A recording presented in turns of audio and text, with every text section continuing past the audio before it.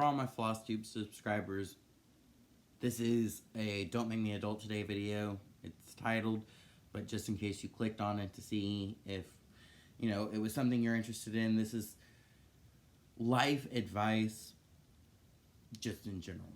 This is where I talk about personal things. If you're interested, stick around. Today's topic is going to be focusing on the past.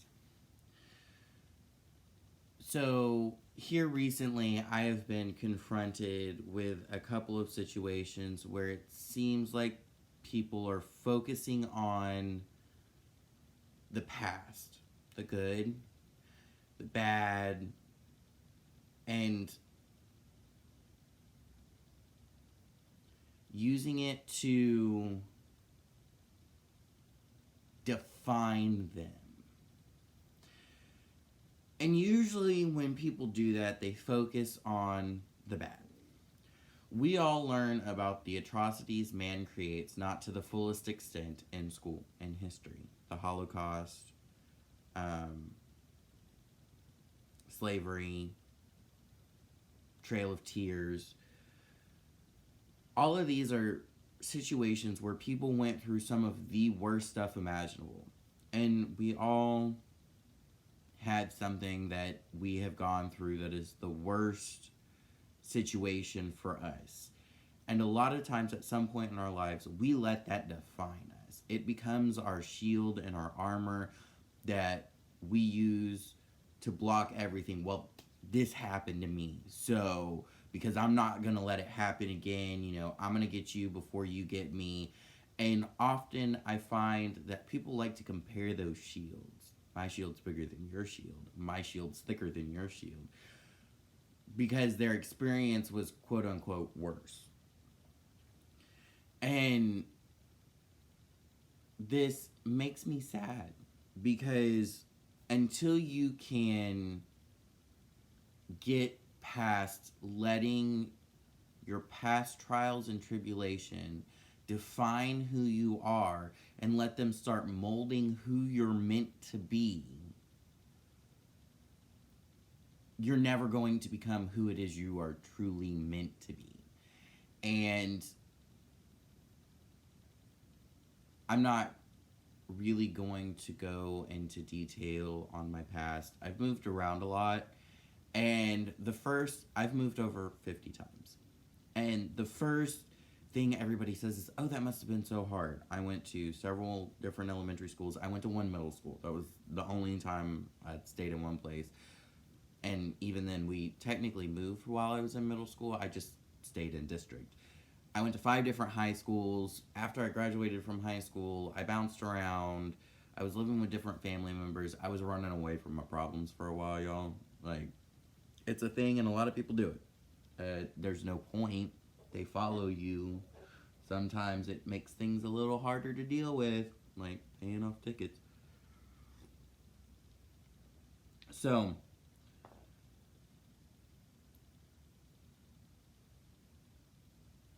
I'll get into running away from your problems later, but people are amazed at how well I've adapted. And I tell them, I got friends all over the country. I got friends who now live in California. They lived in Maryland. Friends who now live in California. I have friends in Maryland. I had friends in Massachusetts. All over the United States, I have friends. And it's kind of cool to think about. I've experienced different cultures, different aspects. People are like different cultures, really. You're talking about the United States. Can I just say Southern hospitality is not a thing on the East Coast? It's not. You call someone ma'am, and they aren't over 80, they're going to get mad at you. Don't do it. I am not a ma'am is something I've heard many a times. At one point, I had a teacher who was, don't call me ma'am. I'm not that old. I'm sorry, where I come from, ma'am is a term of respect. If you didn't say yes, ma'am, you were getting popped in the mouth. I will call you by your last name. I view it as a little disrespectful, but whatever you want. And it showed the difference in the way people talk, the dialects, but up on the East Coast of Massachusetts, people are a little abrasive, or what we feel is a little abrasive down here in the South. They kind of seem to be walking around like they got fire ants in their pants. When in reality, they're just blunt. The East Coast is where the birth of America happened. There was a lot of migrants coming in. There was a lot of discord between the population, and so people just developed this way of speaking there where they were blunt and honest and trying to get their point across. And honestly, like, more of us should probably try and communicate, because down in the South, the way we communicate is by trying not to offend and being really sweet, and that Southern hospitality, y'all, where instead of saying fuck you, we say how nice. And you say God bless to everybody. And when you say I'm praying for you, it kind of means you judging them. I know all my Southerners who are watching this are laughing their asses off because it's kind of true. And these have made me a well-rounded person. For the longest time, I actually kind of, moving around a lot and not having a real stable household and not having the same friends through all of my school years was kind of a chip on my shoulder. And for the longest time after high school, when I was moving around and bouncing around and couldn't really find a place to rest my laurels, y'all, I kind of blamed it on the fact that I had never had like a really stable place to be as a child. There were some stable households in my childhood. There were some homesteads, for lack of a better term, that were there through my entire school career. My grandparents' farm was one of them that has since been sold, but that was one of them. But it was so easy to focus on, well, I've never had that stable home, the same friends, blah, blah, blah, that I kind of carried that around as an armor. And I later realized that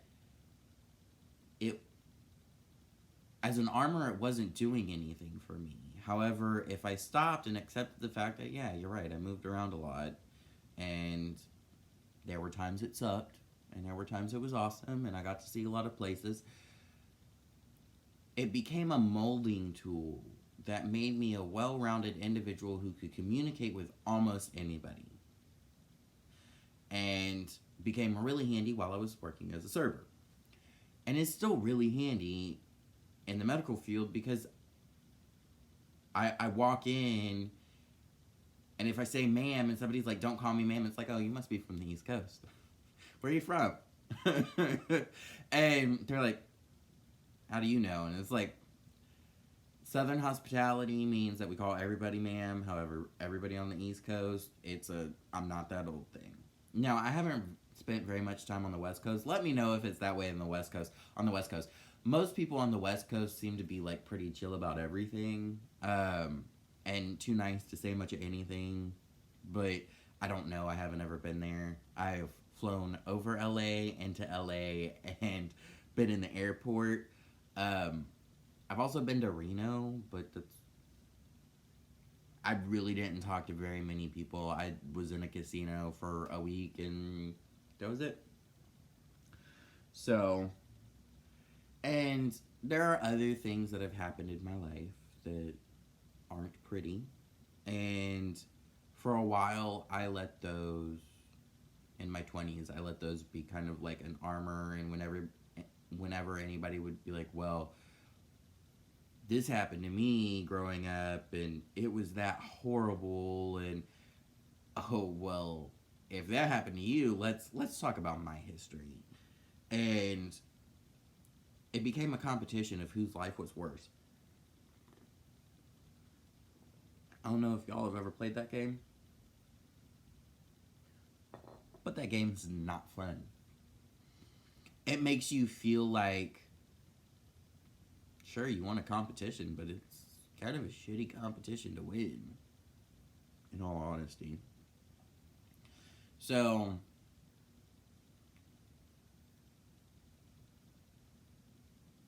I eventually got to the point where I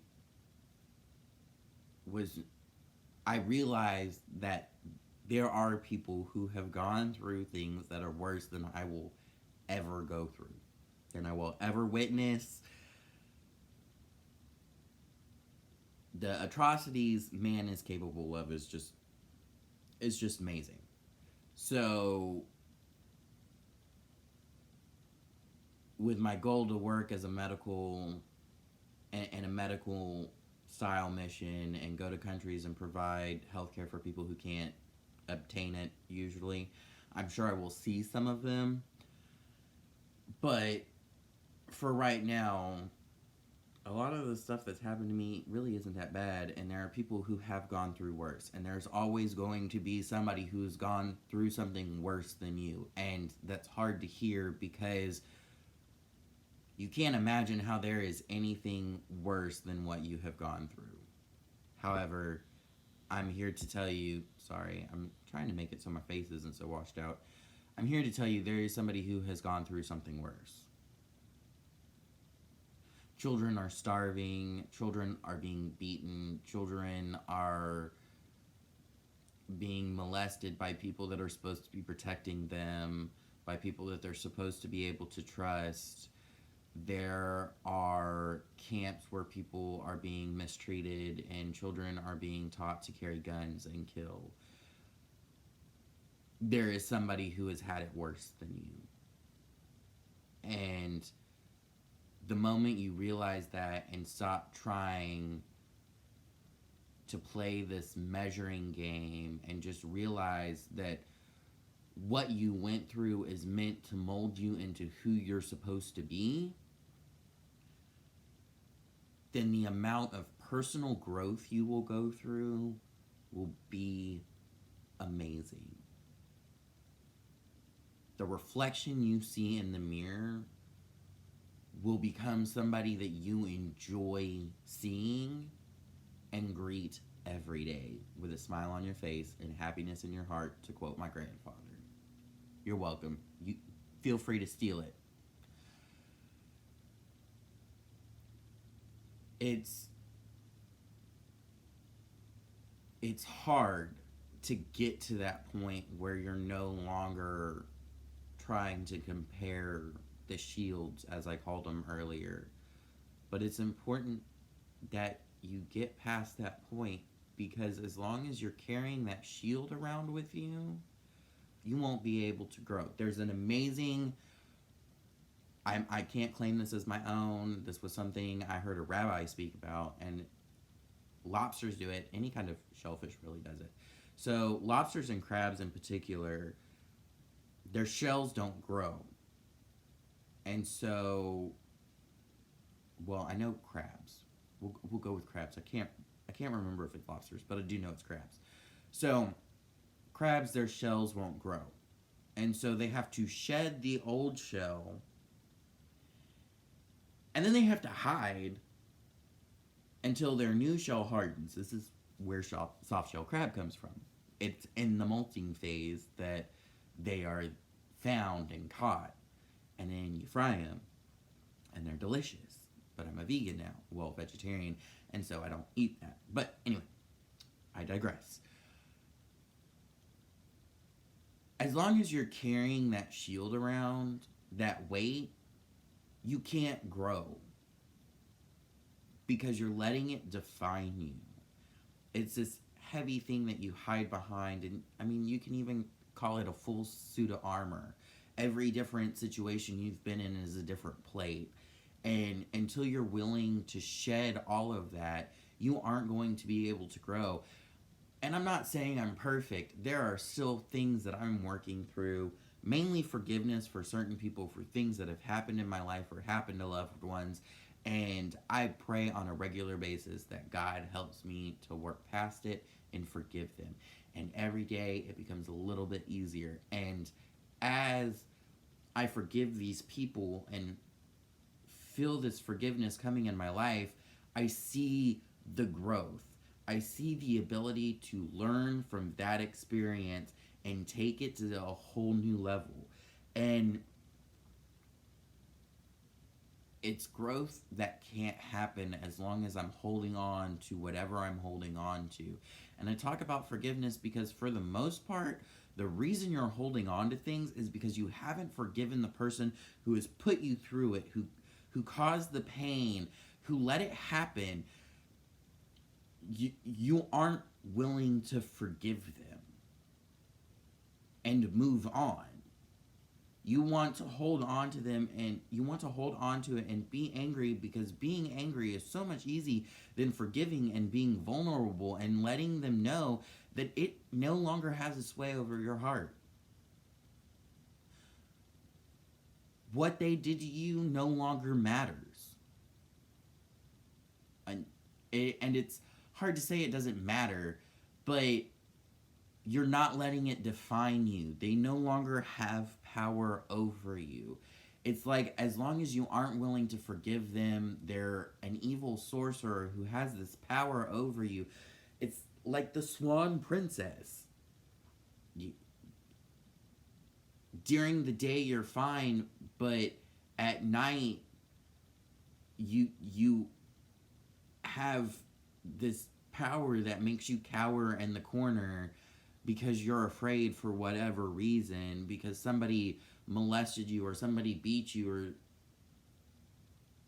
it any number of things.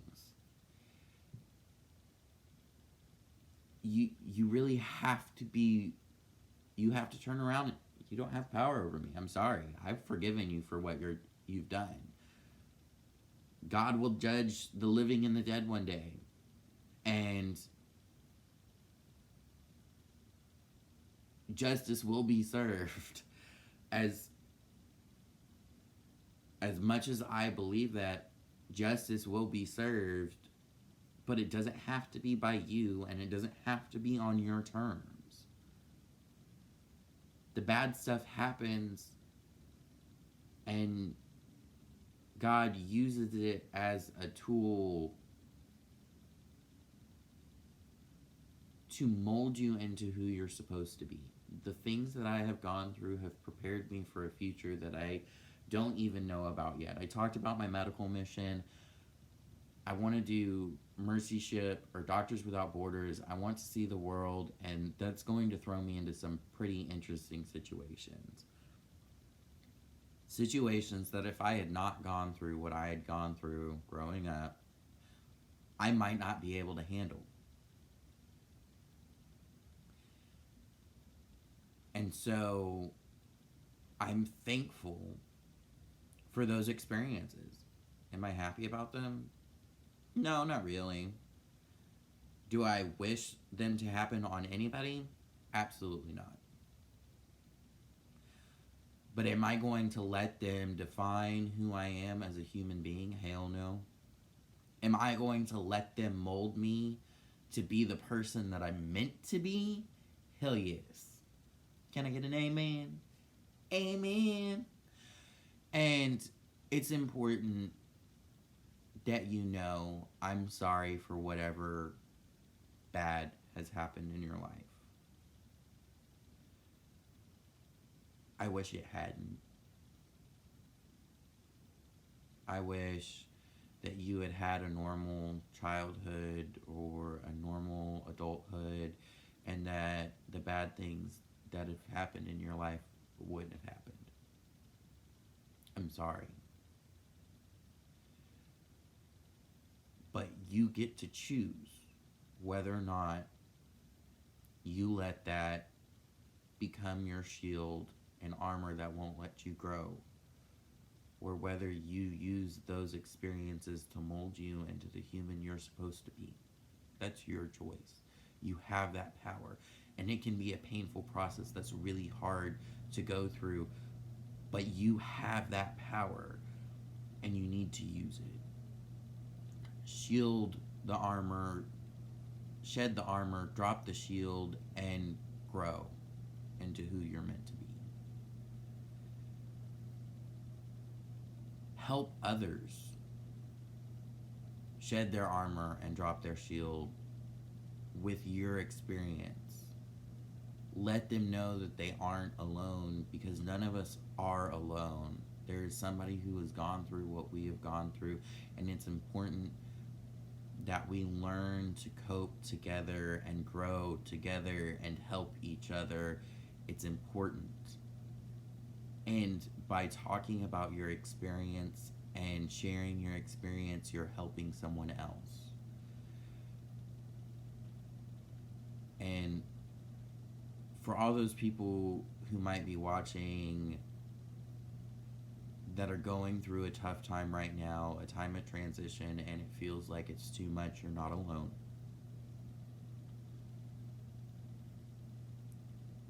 If it feels like it's so much that it's time to, in my mind, take a permanent action for a temporary problem, call somebody, reach out, let somebody know that you're at the end of your rope, and let them reach out their hand to you and let them take it. If you're hanging on by a pinky on the edge of that cliff, yell for help, and somebody somewhere will reach out their hand for you. And sometimes help isn't going to be what you expect or what you want. They may not be able to remove you from the situation, but they may be able to help take some of the burden of the struggle off. So, on my serious note, God bless everyone. I hope that this helps at least one person. That's all I ask, is that if one person watches this video and is helped, amen. It worked. But at the end of the day, I just want to help one person. I don't need to help the world. Just one person is all I need. So, anyway, God bless. I'm going to end it here. And I'm going to go adult today, y'all.